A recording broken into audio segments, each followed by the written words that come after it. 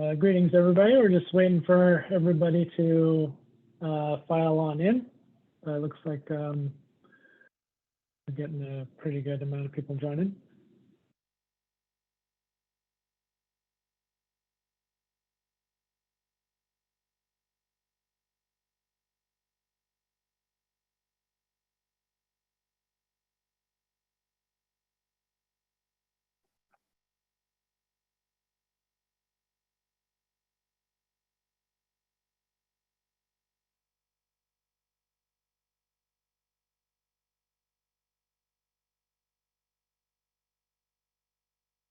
Okay, well, I think in respect of everybody's time, we can get started today. So hello, everyone, and welcome to this Washington State Department of Health webinar. The title for today's webinar is Vaccine Starts at 9, or HPV Vaccine Starts at 9. Why, how, and now? Cancer Prevention Made Easy.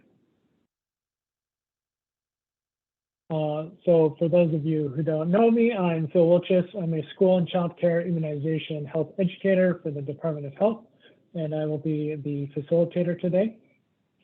So let's go over a couple of housekeeping items before this webinar gets started. So like most of our webinars, all attendees are muted and the chat box is disabled. If you have questions about the presentation, please type them into the Q&A box. We will answer questions at the end of the presentation, and we ask that people keep questions on topic and relevant to this specific webinar. Of course, you can find more information about continuing education on our webpage, but we do offer continuing education for physicians, nurses, medical assistants, pharmacists, and pharmacy techs today. You'll need to watch either this live webinar or the recording, and then complete the evaluation at the end of the webinar. And I'll talk a little bit more about that when we are wrapping up. Okay, so I'm just going to run through some accreditation slides real quick. Our webinar was approved through the Accreditation Council for Continuing Medical Education through the Federation of State Medical Boards and the Washington Medical Commission.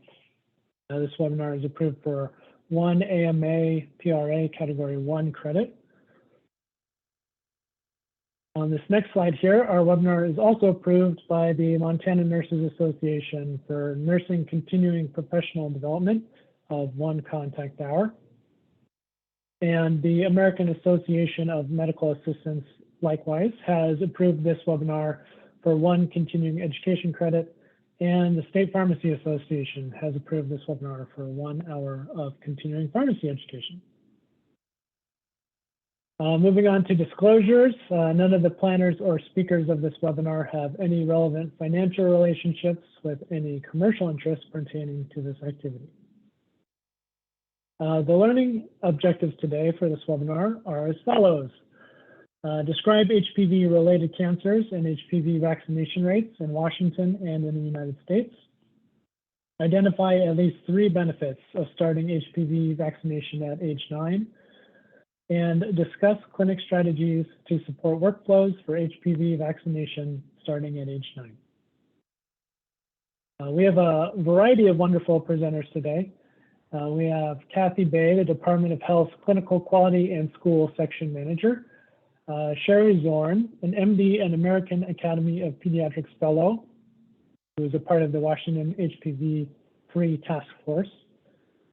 Carrie Jenner is a MD and American Academy of Pediatrics Fellow and the Medical Director of Pediatrics for the Franciscan Medical Group. And we have Amy Carter, MD and American Academy of Pediatrics Fellow as well, and she is the Chief Medical Officer of Allegro Pediatrics. With that, I'm going to turn it over first to Kathy, who is going to present. Good afternoon. I'm going to focus just primarily on the idea of just the information that's available from the Department of Health regarding HPV at 9. So next slide. So the Department of Health has created multiple clinical materials, and there'll be some information at the end of the presentation about some resources. But just to set the stage, Department of Health has done several announcements and encouraging providers to consider beginning immunizations for HPV at age 9. So the first in 2017, a subsequent one that is on the screen here in 2020, and then in 2022 actually made some additional recommendations and changes in the way that we approached the system or encouragement. Next slide.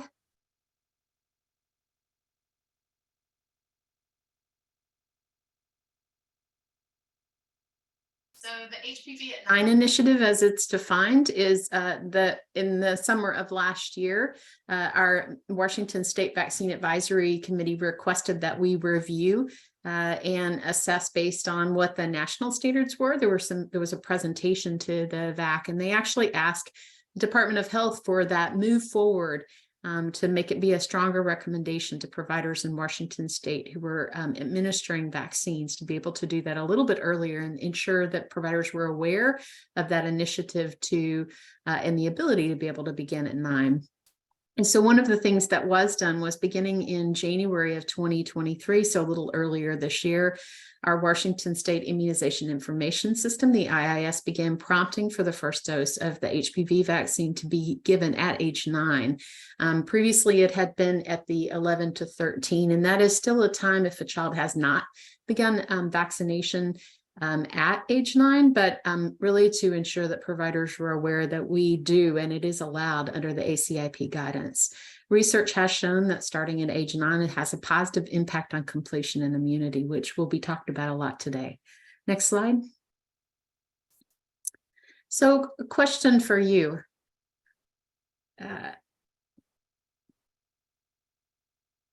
In this poll question, we'd love for you to share what happens at your facility. Do you and other staff log into the system? If you could just read the information that's available there and answer that question, we're going to give you just a couple of moments to vote.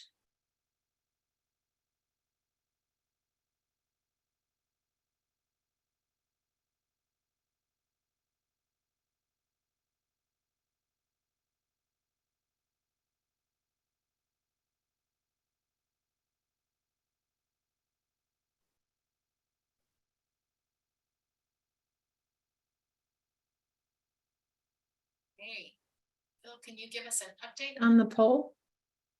Yes, looks like we've got about half answered, so I'm going to end the poll here and share the results. So it looks like the largest amount is before the visit, followed by do not check, and then a mix of everything else. Thank you. I appreciate it. Okay, next slide. So this is actually what, if you look directly in the IIS system, what you would see in that forecast mode that I'm talking about. And the forecast is just a tool within the IIS that helps you know when those vaccines are recommended for an individual. And so you can see that based on this change of the IIS, what you would see in the system is that this individual who is due at age 9 or recommended at age 9, it would show as a recommended dose for this child. And this is not a real child. This is in our QA system that we use for testing information. So it gives the providers the direction and encouragement to recommend at age 9. It's not a requirement. It does allow for provider and for patient choice, or in this case, guardian choice in some situations. But the key piece is that we'll recommend for that forecast to show at age 9 for dose 1, and then the subsequent dose to follow based on when the first one is given. Next slide.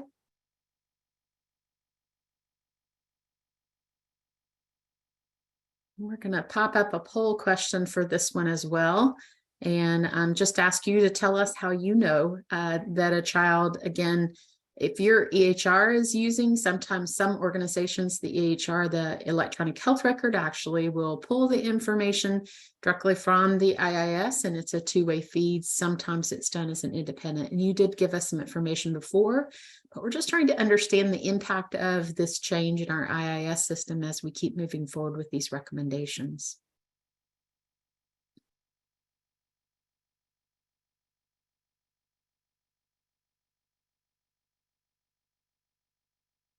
Phil, any update for us on the poll?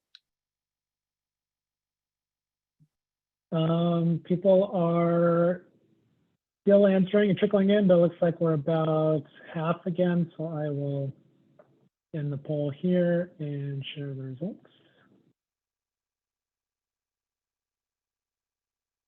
Looks like most people said both A and B. Okay, great. Okay, thank you very much. Next slide. So just again, we've already referred to this, but just to add one more comment in there, Department of Health does have some materials available. There's a Washington State task force for HPV.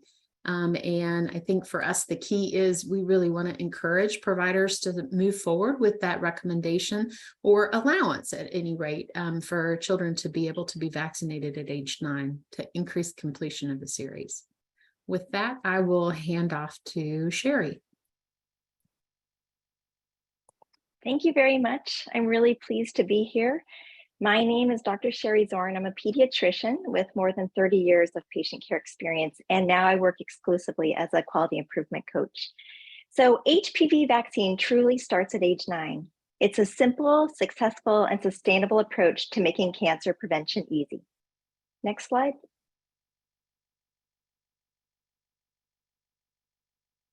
So my journey started in 2017 in April when I received the Dear Provider letter. And I have to say, when I first saw this, I thought, age 9, that's really strange. I wonder why. And it's really probably not worth the hassle to change our workflows. And then when we, a couple of us were still kind of curious, we thought, well, let's just try it and see what happens. And we actually the two of us didn't know that each other was experimenting with it. But what we found is when we started recommending at age 9, unbundling was actually easier to recommend just the HPV vaccine all by itself. There was more time and space at the 9 and 10-year-old visit. And as a surprise, it was actually kind of easier. The conversations with parents flowed better and there was less focus on sex. And then over the next couple of months, we measured our HPV completion rates at age 13, and we found out, gosh, they really aren't as great as we thought they were. So with that being said, we decided let's take a deeper dive into this. Let's make sure that the vaccine is safe. It is. And that starting at 9 provides great immunity. And actually that's true as well. And we also discovered that a dosing interval of 12 months works great. And we confirmed that it was allowed with the CDC guidelines. And so we couldn't find any downsides. So with that, we took it back to our group and said, hey guys, we really need to do this. And if anything, it at least will give us a few more years to get kids, catch kids to give them the recommendation and to raise our rates. So that's how our journey started. And I'm really hopeful that today you'll join me on this journey. And we were really surprised to see how simple and successful it was. Next slide.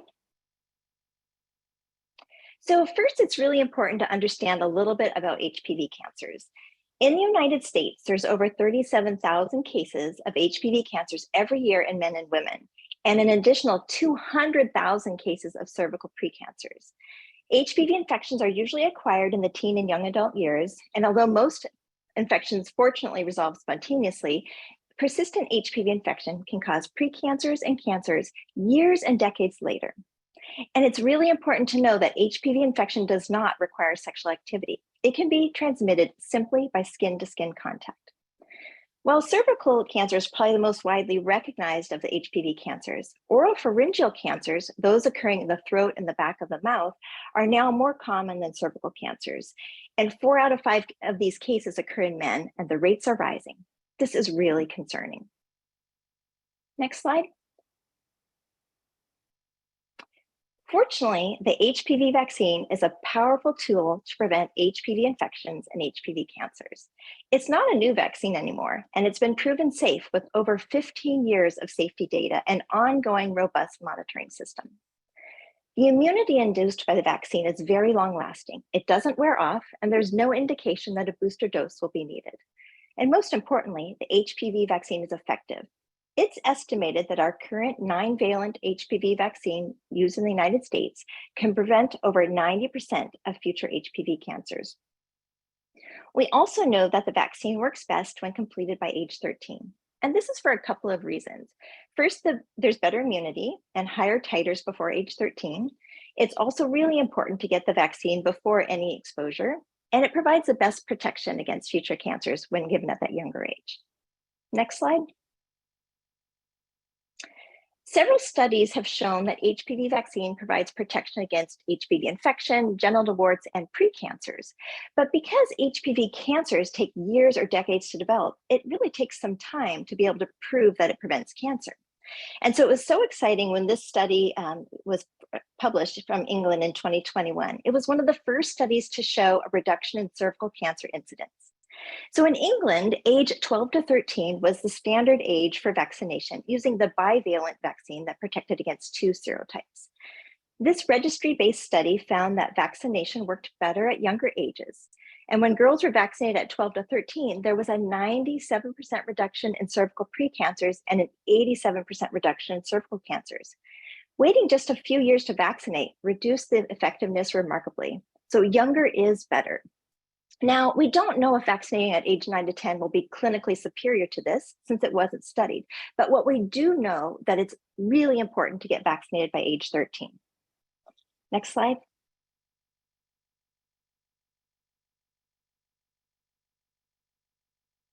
Thank you. As you probably know, the routine age in the United States for HPV vaccination is 11 to 12, along with Tdap and meningococcal ACWY vaccine. So in theory, this strategy should ensure vaccination by age 13, but unfortunately, it hasn't worked out that way.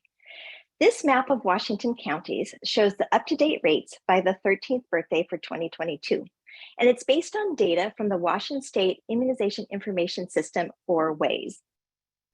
These rates are not directly comparable to the rates published in the annual NIS Teen National Immunization Survey, if you're familiar with that. That survey collects data differently than WAIS, and it includes only about 350 patients from Washington each year, whereas this data reflects Washington's entire population of 13-year-olds. As a reminder, the Healthy People 2030 goal is 80% for HPV series completion, or up to date as it's called, at age 13 to 15. And this map shows us that the HPV completion rate by county ranges from 5% to 43%, with an average of 31%.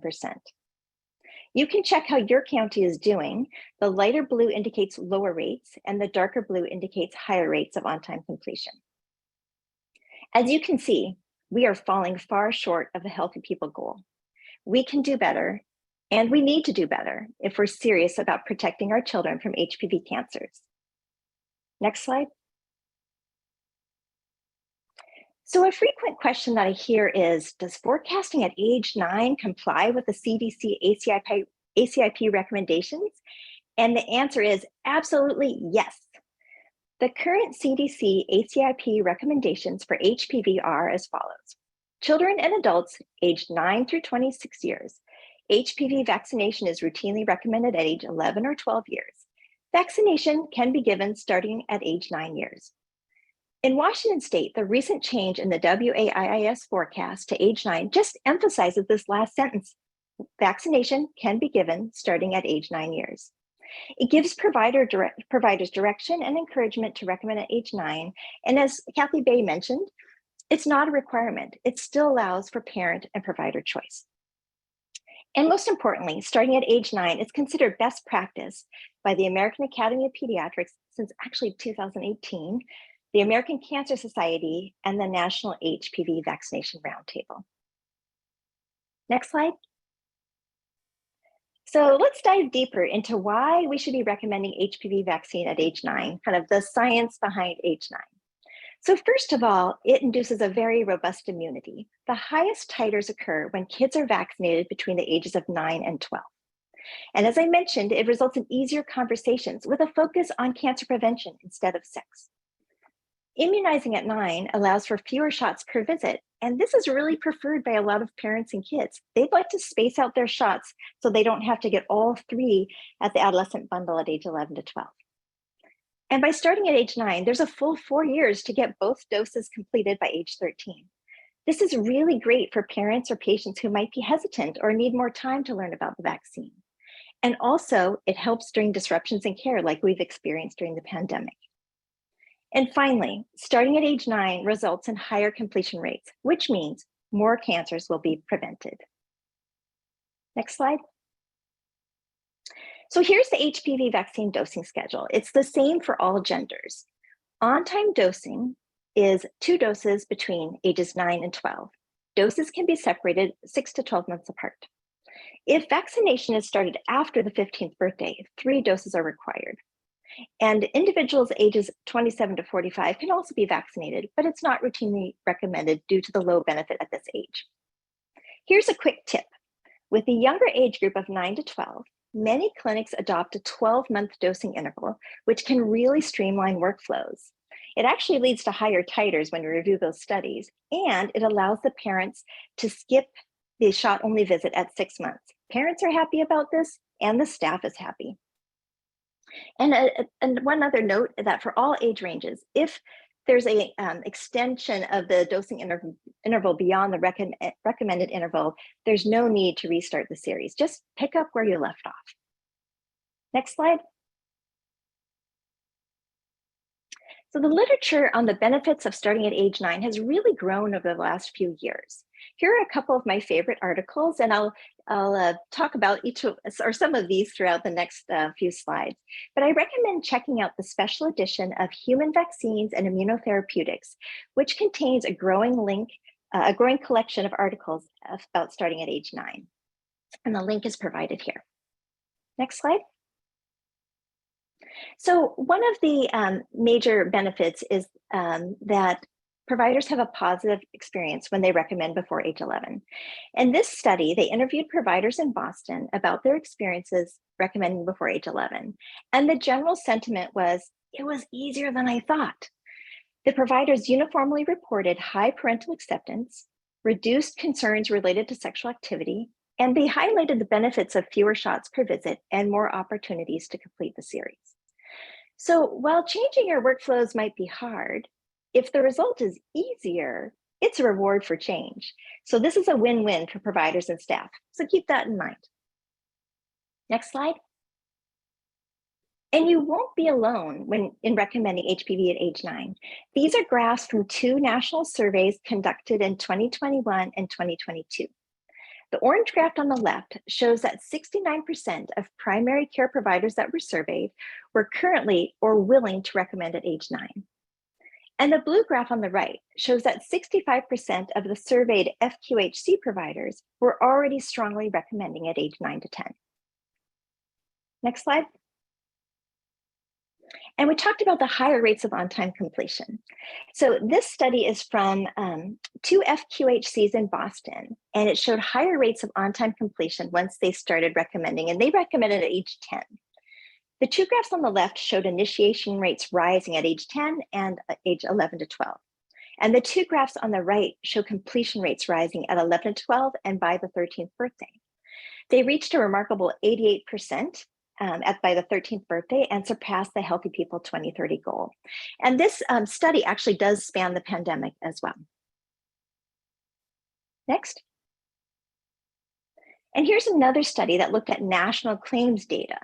What they found was that for both privately and publicly insured individuals, the on-time completion by age 13 was almost 30 percentage points higher in the individuals who started at age 9 to 10, as indicated by the light blue bars, compared to those that started at age 11 to 12, the dark blue bars. So it increases your on-time completion. Next. So now we'll pause for a knowledge check. It'll give me a chance to breathe as well. What is the benefit of starting HPV vaccine recommendation and administration at age 9? A, robust immune response between age 9 and 12. B, easier conversations with parents and patients. C, improved on-time completion of HPV series by age 13. Or D, all of the above.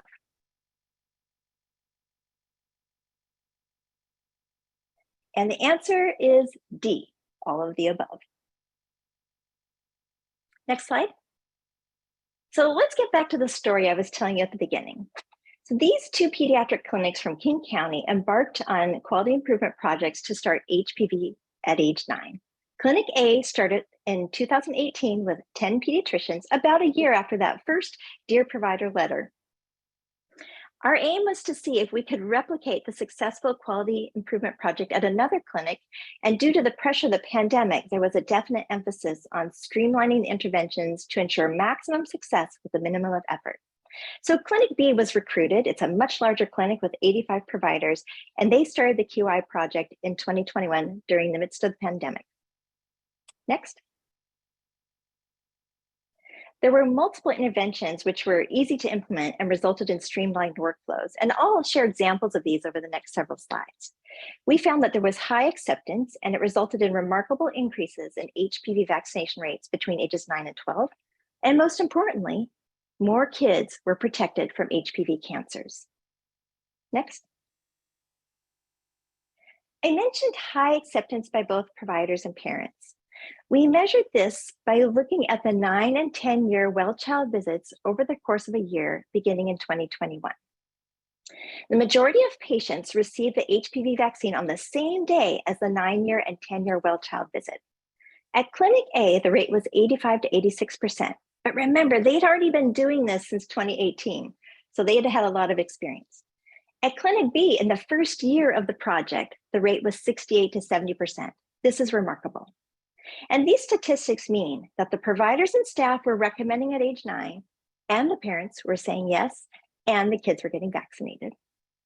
Next. The effect on the coverage rates was also remarkable. In the first year alone, both clinics experienced a 30 percentage point or more increase in HPV initiation coverage rates at age 9 to 10. In Clinic A's graph on the left, you can see the initiation coverage rates stabilize at about 50% after 3 years. Next slide. And this slide shows the coverage rates for HPV completion or up to date at age 11 to 12. Both clinics increased 8 to 9 percentage points in that first year. And for Clinic A on the left, you can see that the rates really started increasing in the second and third year as the kids who were 9 to 10 at the beginning started aging up to the 11 to 12 age group. Completion rates at 11 to 12 increased 40 percentage points from 22% to 62%. And it was notable that there was sustainability even during the pandemic. I should also mention that our age 13 coverage rates for Clinic A are now above that 80% Healthy People 2030 goal. Next slide. So this same basic quality improvement project is currently being reproduced in 5 clinics serving rural Washington. The providers are getting MOC credit for participating. And what we're finding is that HPV VaxAt 9, as we call it, works in rural Washington too.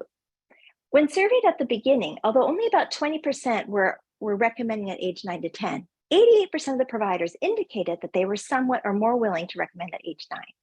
And just 2 months after the initial 1-hour training webinar, HPV vaccine was already being administered at a median of 50 to 67% of the 9 and 10-year-old well-child visits.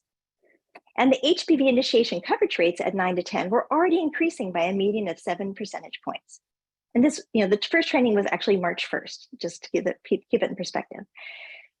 One provider commented, "This has been an eye-opening experience and a big surprise that parents are welcoming of HPV at age 9 to 10. And another clinic leader commented, "Wow, I didn't think it would be this easy." And she was referring to the implementation of HPV vaccine at age 9. Next slide. So for those of you who are ready to start HPV at age 9, let's start talking about the implementation details. The most important step for any provider or clinic leader is to just be curious and willing to give it a try. And next, it's really helpful to get leadership and organizational support. You can use the resource list on wcaap.org for references and links to materials to share with your leaders. And if possible, request that the HPV prompt in your EMR, electronic medical record, be changed to age 9 to harmonize with the new IIS forecast. Now, some clinics are going to face barriers with this, so don't let that discourage you. Next step is to prepare your office with HPV at 9 messaging. I'll share more about that later. And your team's going to need training about how to best talk about the HPV vaccine. And it's really important to support your team. Please be open to their questions or concerns. They may have general questions about HPV vaccine facts, safety and effectiveness, And it's important to acknowledge that change can be hard. Some staff and providers may be hesitant to start at age 9, and you're there to support them. Next slide. So circling back to that pesky EMR, electronic medical record, if you can optimize your EMR, it'll make everything much easier for your providers and staff to build it into their workflow. I suggest changing the prompt to age 9 or using well-child order sets with HPV vaccine pre-selected at age 9. Many of you, however, will face barriers with your EMR. Your EMR team may have competing priorities. They may not understand why the prompt should be changed to age 9, and they may worry that it conflicts with ACIP. And you might need to share what you've learned today with them. But even if you can't optimize your EMR right away, you can be very successful with the other interventions I'll describe. Next slide. So they say in marketing that you need to hear or see a message multiple times before it sticks. So you want to weave a clear and concise message throughout your clinic that HPV vaccine prevents HPV cancers and it starts at age 9. These delightful posters feature a diverse representation of boys and girls, all between ages 9 to 12. And these posters can be downloaded and printed from the American Cancer Society brand toolkit. They work great in the lobby or exam rooms, immunization room, or even at the weigh station. Next slide. And posting a standardized immunization schedule in every exam room featuring HPV at age 9 is a great low-tech visual cue that indicates vaccines are important and routine. Parents appreciate the posters because they like knowing what's next, and sometimes they use the poster to help them be firm with their child. And staff like the poster because it promotes standard workflow, reduces confusion and errors, and it makes their job easier. And it really helps new staff learn to schedule. Providers like the poster because it adds authority to their strong recommendation. And one provider even told me, it's like having a second voice in the room. Now, the Department of Health has created an amazing adolescent immunization schedule at a glance poster. It's the one on the left here. It's wonderful because it's ready to use today and it's available in 6 additional languages. This is really important if your patients speak languages other than English. Clinics can also make their own poster, and we've made a modifiable template, and it's available on wcap.org. It's available in English and Spanish for birth to age 18. But my main poster tip is make sure it's large and colorful and features HPV starting at age 9. At 18 by 24-inch size, it becomes a conversation piece during the visit, and that's what you want. Clinics have reported to me that the immunization poster was the simplest, cheapest, and best intervention, so don't skip this low-tech step. It even works when your EMR has crashed. Next slide. Most parents won't need extra information, but it's great to have resources at your fingertips, and Department of Health has developed a great flyer and pamphlet, and again, these are available in 5 to 6 additional languages. I also recommend checking out the other HPV at 9 toolboxes from American Cancer Society, American Academy of Pediatrics, HPV Roundtable, Washington chapter of AAP, and very soon, there will be resources available on the American Indian Health Commission website. Next. So we talked about training your team, and this is really crucial to your success. Patients need to hear the same accurate message from your whole team. The HPV cue cards can be used to train everyone in your office, from front desk, phone staff, medical assistants, nurses, and providers. And many clinics have success reviewing these materials at huddles or staff meetings. All staff should feel comfortable answering the most common questions about HPV vaccine. The more complicated questions can be saved for the provider. And on the right is the announcement approach pathway. It's a simple and effective training tool to teach to the medical assistants and your providers. It teaches how to talk about the HPV vaccine. So as you're getting ready to start your journey with HPV at age 9, print out these resources and post them by your workstation for easy reference. Next.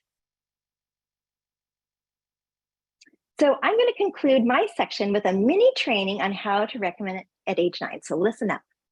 We know that a high quality provider recommendation is the strongest facilitator of HPV vaccination. The announcement approach uses a presumptive announcement focusing on cancer prevention. It sounds like this. Marcus is now 9, so today he'll get a vaccine that prevents 6 HPV cancers.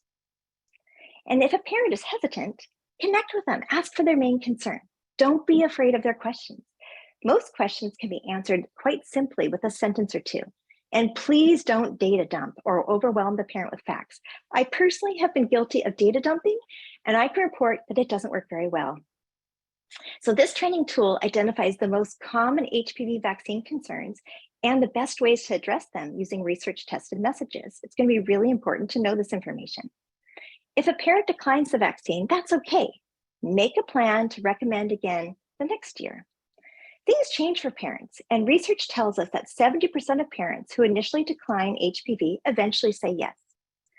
The beauty of recommending at age 9 is that even if the parent initially says no, you'll be able to discuss it again with them at age 10, 11, and 12, and often they'll say yes.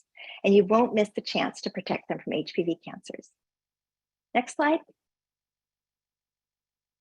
So time for another knowledge check before we move on. Which is essential for implementing age 9 recommendations? A, electronic medical record prompt change to age 9. B, 100% of providers and staff on board. C, curiosity, willingness to give it a try. Or D, robust reminder recall and outreach system in place. And the answer, of course, is C, curiosity and willingness to give it a try. These others are great, but they're not essential. Next. So in summary, HPV vaccine is cancer prevention, and it starts at 9. Starting at 9 is simple, successful, and sustainable.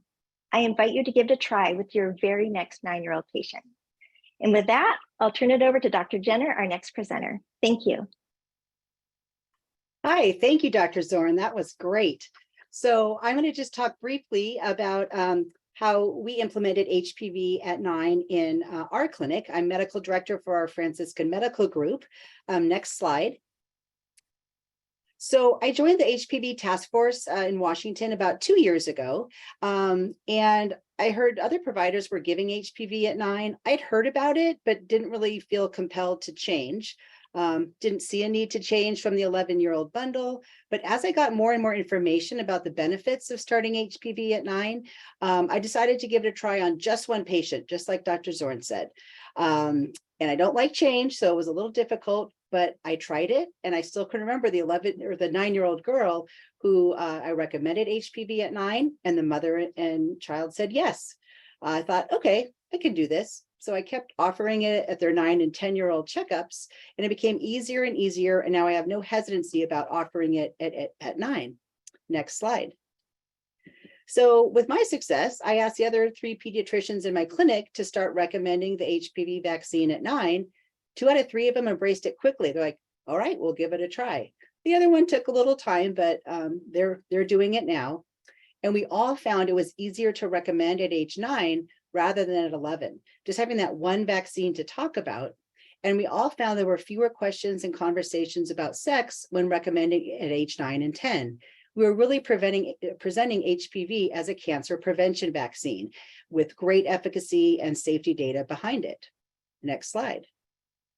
So now that we were on board, we took the next step of adding a poster to our exam rooms. At the time last year, the Washington HPV Task Force was offering free branded posters with that preteen-teen schedule with the recommendation of starting HPV vaccine at 9. So I went with the large size, the 18 by 24 inch posters. We ordered them for each exam room and the waiting room for 2 of our largest pediatric clinics. Then it was really important that we discuss this new recommendation with our MA and nursing staff, even front desk. Really was very important to get them on board because they're often the one who first gets the question, am I going to get a shot today? So having the MA and nursing staff be on board, well, you're 9, Dr. Jenner is going to recommend the HPV vaccine today. Next slide. So this is a picture of the poster in our exam room. We'll get a little close up in a minute, but it has a nice, protect your preteen teen with vaccines.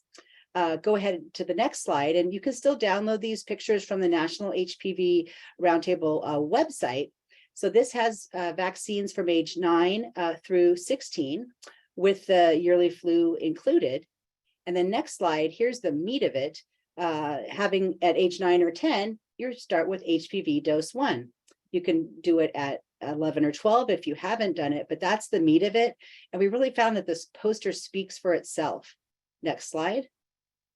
So now When I walk into a room, I often have the parent or patient ask me about the HPV vaccine because they read it on the poster. And I could also just point to the poster to say, hey, you know, they're 9 years old today. You're due to start the HPV vaccine. Really helps with that presumptive recommendation.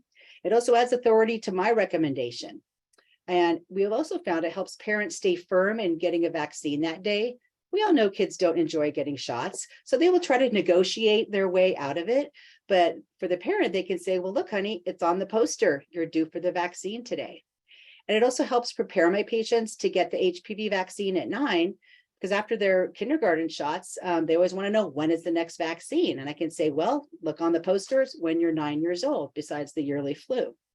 Next slide. So we did hit a bump in the road. I did ask my healthcare system to change our electronic medical record. We use Epic to start forecasting HPV at 9, but there has been some pushback since we share our Epic build across multiple states. The other states aren't as robust at giving a clear recommendation to start at 9, but I'm going to keep pushing for this. Next slide. So despite that bump, the posters have been amazing, easy, low-tech way to implement HPV at 9 in our clinic. I really recommend you try it just with one patient. Again, I was a little skeptical at first, but really it is easier than you think.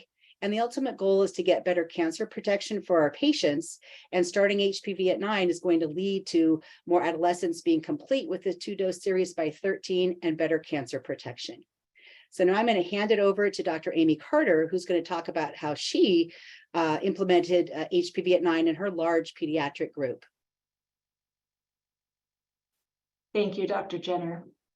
So our group, as Dr. Jenner had mentioned, is much larger. We operate across multiple clinics. We at this point have over 90 pediatric providers, and we take care of 100,000 patients.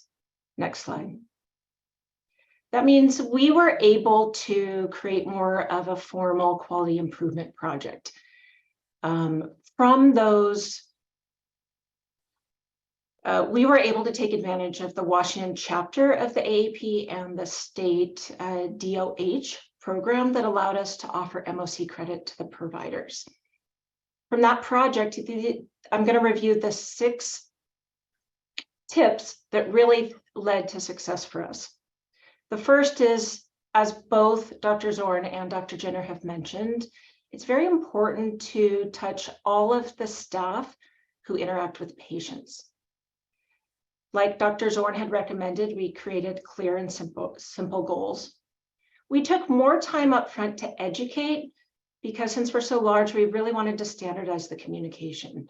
And throughout, we created a culture that provided multiple opportunities for feedback. We find that those living the implementation on the ground are the best to slightly adjust as we go along to make it better and better. And we use data to track and show everybody participating what our progress was. Next slide. So we started with the top down. Myself as the chief medical director and our head nurse, the director of clinical services, formally sponsored the project. But really the heart of implementation was that we created a local champion from each of the different clinical roles in each of our clinics. We had an MD, an NP provider, we had nurses, medical assistants, and our clinic receptionists. That group met monthly to review all the data, but more importantly, they were on the ground helping support everyone to try it at their own pace and to continue to ask for feedback to make this better. Throughout the organization, in our monthly newsletter, we communicated our progress as a whole, but we also compared our clinic trends.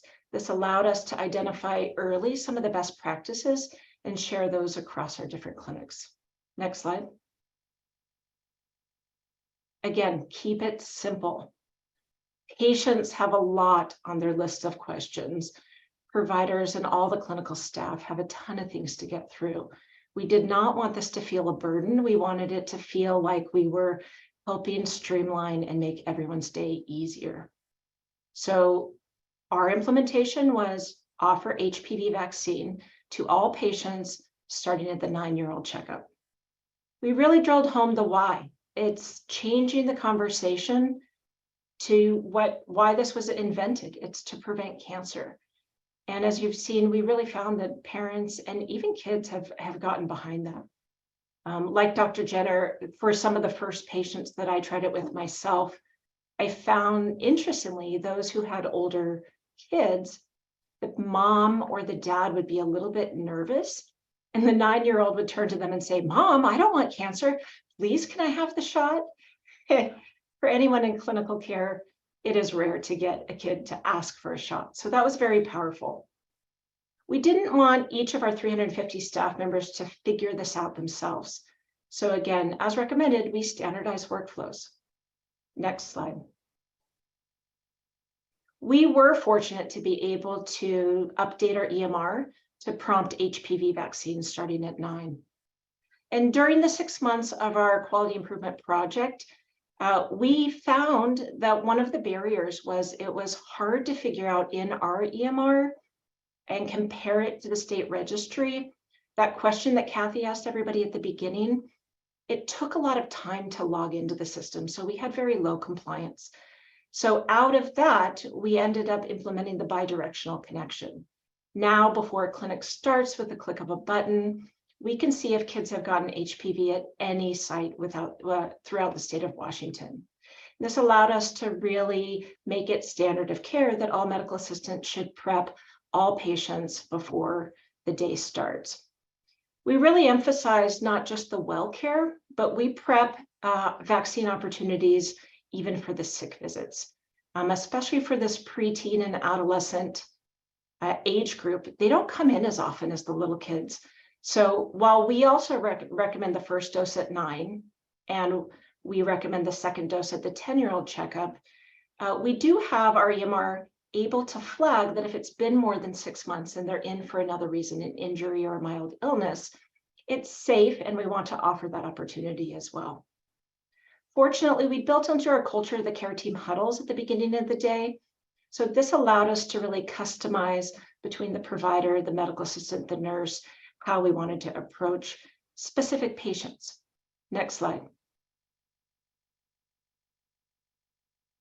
Our education really embraced the fact that people learn in lots of different ways. So we tried to prevent multiple modalities for learning. We did in-person trainings.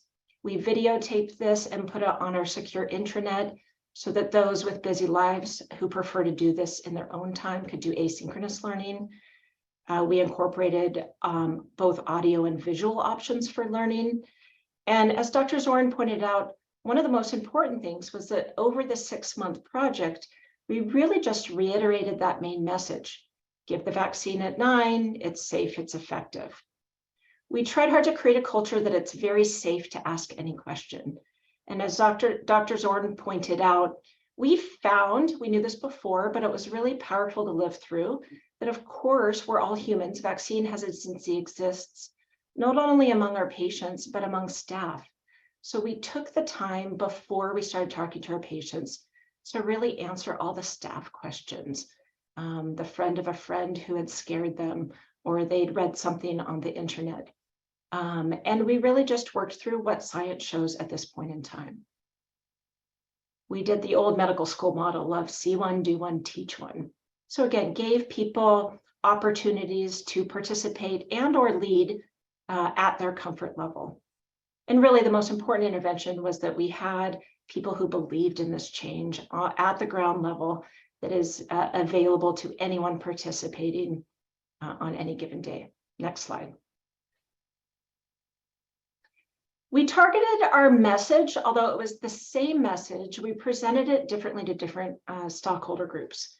So for our providers, really the main questions were why? And as Dr. Zorn went through, it really was just a reflection of the ongoing evolution of research. It works better at a younger age. That was incredibly compelling. The protection's long lasting. So unlike the COVID vaccines where people were getting frustrated since we implemented this in the middle of the pandemic with, do I need yet another booster? This is more like MMR, where it's when you're done, and that's very compelling. And again, as I mentioned, we educated all of the clinicians about the fact that it can be safe to give HPV if a kid's in for a broken arm or if they have just a mild cold. Our nurses we acknowledged as really the first line of the detailed discussions that parents wanted to have over the phone or through the portal, and empowered them to understand all of the science and answer the questions rather than asking a provider and getting back to them later. Being able to solve it in the moment was much more powerful. The medical assistance we kept very simple. Again, everybody preps before the patients arrive. Everyone who's 9 and over who's due for a vaccine gets that strong recommendation. We believe that parent choice does work best. So in the situation where the child is due for it, the child and the parent accept it, we used our morning huddles to do verbal orders to allow the MAs to give the kids the vaccine before the provider went into the room. That allowed us to spend the 15-minute waiting period with the provider in the room, providing that extra level of comfort for the families. If the parents or guardians were unsure or did not want the vaccine, of course, we do not fight with them. That really just became a deference to when the provider gets in the room, they can answer any other questions you have. And really importantly, Dr. Zorn had taught us that that first contact with the patient is often when they call to schedule. So we put a lot of energy into making sure everybody understood not just why we do this, it's cancer prevention, but when do we do this? So they can appropriately direct parents to feel comfortable scheduling at the right time. Next slide. And then after we had our internal communication down comfortably, we turned to educating our patients. We didn't want it to be the very first thing they heard when they came in. Next slide. We used our social media to introduce this concept. Next slide. We wrote a blog and posted it on our website so people could, again, our patients could asynchronously learn as well. Next slide. We did customize our own exam room poster and used our Allegro colors and really pointed out HPV as 1 at 9, 1 at 10. And like both Dr. Jenner and Dr. Zorn have said, this, if you do nothing else, was absolutely hands down the most powerful intervention. Parents and kids respond incredibly well to it. Next slide. For those few families who do have more questions, we really enjoyed the Washington DOH pamphlet, but in our modern world, most of our parents did not want to take paper out of the office. So we added that as a QR code with a laminated handout in the office where we could reiterate our 3 most important points. It prevents cancer, it's safe and effective, it's long lasting. And the parents can use the QR code to scan the pamphlet. Again, DOH makes it available digitally. And then when they're in the comfort of their own home, they can go through the details with their significant other and decide before they come back to the next visit. Next slide. As I mentioned, we really made it easy for people to give feedback. We had an email option to the HPV project group. The local champions were asking often. I was in the clinics doing this with my patients, but also available for lots of questions. Next slide. We checked in monthly, again, at the organization clinic, and even at the provider level. Privately, we showed each individual provider what their personal progress was. At the end of our 6-month QI project, we presented to the whole organization where we started and where we ended. And we've continued to use data to show our ongoing progress. So at the 1-year mark and now 2 years later. Next slide. One of the most exciting take-home messages that I can offer is that after those 6 months, we really have not done any extra work. We worked hard at the beginning to build this into our culture. And as you can see, the first part of the slide was that rapid acceptance of staff, providers, and patient parents to get the HPV vaccine at the 9 and 10-year-old WellCare. And it has stayed at those high levels without us having to do anything else. Next slide. The gray vertical line on these 2 graphs shows the end of our implementation. And what you can see is we've been really delighted that our HPV coverage rates continue to rise even after we're done with the project. So I'd like to leave you with the concept that a very small intervention, just offering the HPV vaccination beginning at age 9, has had a huge impact on patients. You can see from our numbers, thousands of kids who were protected against cancer in a very short amount of time have now been protected against cancer. And interestingly, we found that family acceptance was pretty equal among both females and males. And with that, I'll turn back over to Phil.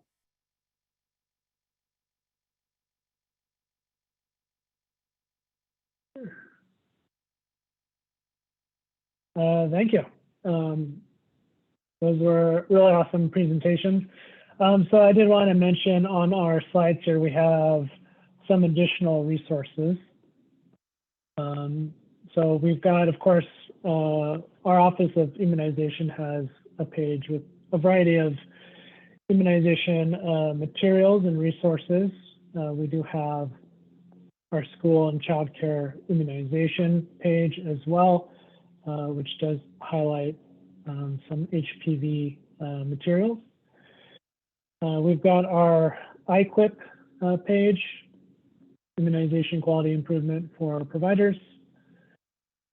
And there is a cool HPV vaccination video that maybe you can watch in your spare time. That is pretty cool.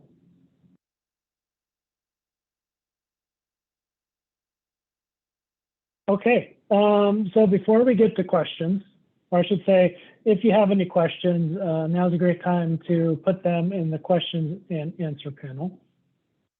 I'm gonna go over continuing education here real quick, and then we'll see about answering any questions people might have. So as I mentioned at the beginning of the webinar, we have continuing education available for physicians, nurses, medical assistants, pharmacists, and pharmacy techs. Of course, this is free, and the expiration date for this credit is May of next year. So what do you need to do to get credit? Well, if you've watched this webinar, you've already done half of it, but we will have this webinar recording available on our webinar webpage in a week or two. So you can also watch the recording for credit. And then you'll need to complete the evaluation. So after this webinar ends, you'll get a pop-up in your browser that will be the evaluation or the survey. If you miss that, Zoom will be sending an email tomorrow just saying, thanks for attending the webinar. And the evaluation link is also in that email. So if you miss it, or say you're on the phone or whatever, just check your email tomorrow and then complete the survey. And then our staff review all of those and then send out certificates within a few weeks. So please be patient. It's not an immediate turnaround, but we're doing our best to get them out as soon as possible. If you have any questions about continuing education, you can contact Trang Koos at trang.koos@doh.wa.gov. And of course, you all will have my email contact as well through Zoom. And if you somehow misplace Trang's email, you can email me as well, and I can forward that on. Okay, let's see if we have some questions here.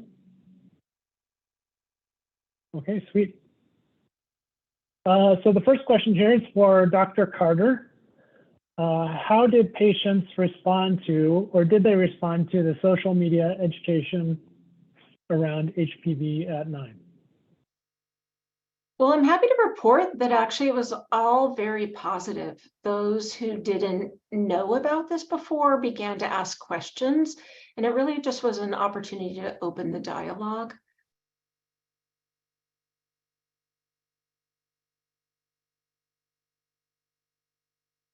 Okay.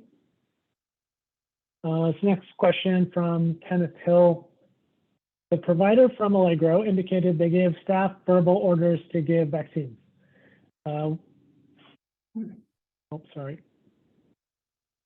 Washington State does not allow medical assistants to operate on verbal orders. How was your clinic able to bypass current MA, RCWs, and WACs in place regarding need for written orders for MAs to act on?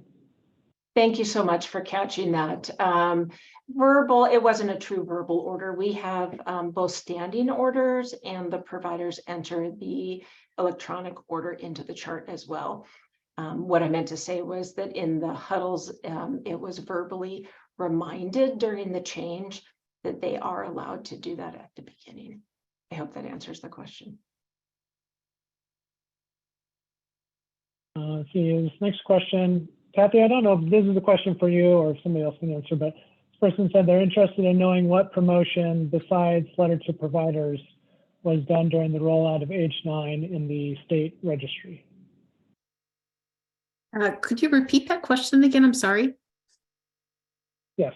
What promotion besides sending a letter to providers was done during the rollout of the HPV at age 9 recommendation in the IIS? Yeah, so the notification that information went out multiple times in the month of January. There was also an update on kind of the plan for the change based on the feedback that also went out to be able to share information. The info was posted on the Department of Health webpage, and then it's been talked about. DOH is very involved in the HPV task force for Washington State, the prevention task force. And so there's also a lot of discussion there and preparation and collaboration really to work on really increasing rates of vaccination to reduce the risk of disease. So those are all things that are have been done. There have been some other component pieces. It's been shared more broadly beyond with providers with our medical group from a MCO that managed the insurance contracts and other partner groups where the VAC group is a multidisciplinary or collaborative group that actually represents healthcare providers kind of across the spectrum, as well as others in the community that are involved in immunizations and care for children. So a pretty broad sweep of that information went out. So. Okay, this next question, I might actually be able to answer this. Is there a poster that relates more to school vaccinations but has HPV listed that can be available for school nurses to hang up in schools? So as far as Department of Health resources, the only thing I can think of in our school materials is we do have a backpack stuffer that covers HPV, meningococcal, and Tdap recommendation. But that might be something we can consider, maybe making a larger poster that could be hung up to recommend that in school. Sounds like a great idea. Yes. I love making posters, so I'll write that down and we'll see what we can do. Is there data showing the efficacy rates to get HPV vaccine as an adult versus between 9 to 15 years old? I'll probably take this. I'm not exactly sure what the question is asking, but I'll try to give a broad answer. So we know the vaccine works best to prevent HPV infection, genital warts, precancers, and cancers when you get it done early. So younger is better. And that the younger kids, really the 9 to 14 age range, they only need a 2-dose series because their immunity is just better. And the best is 9 to 12. But that being said, people between ages 16 and 26 should still, or 15 and 26 should still get the vaccine. It's really, it benefits them. So it may not benefit them as much, especially if they've already had sexual encounters, but it's really important that they get vaccinated all the way up through age 26. And then we know that 27 and up really only benefits a very small percentage of people who maybe have not had any sexual encounters before or have had very few sexual partners. So the best is younger, and then but any of your patients that you're seeing who are under age 26, you should offer the vaccine for them as well. Don't write them off. Please get them vaccinated as well. But my whole mission is to focus on the young people, so we get them all vaccinated then, and we don't even have to worry about it as they get older. I hope that answers. That's great. Well, that was the last question, and I know we are 5 minutes over time. So again, I want to thank our presenters. It was really awesome information, and I hope it was helpful to everybody. So I just want to say I hope everybody stays cool this week, and I hope you have a great day. Thank you very much for attending. Thank you for having us, Phil, and Kathy and Trang. Thank you. Trying on your side, I think you'll need to close the webinar.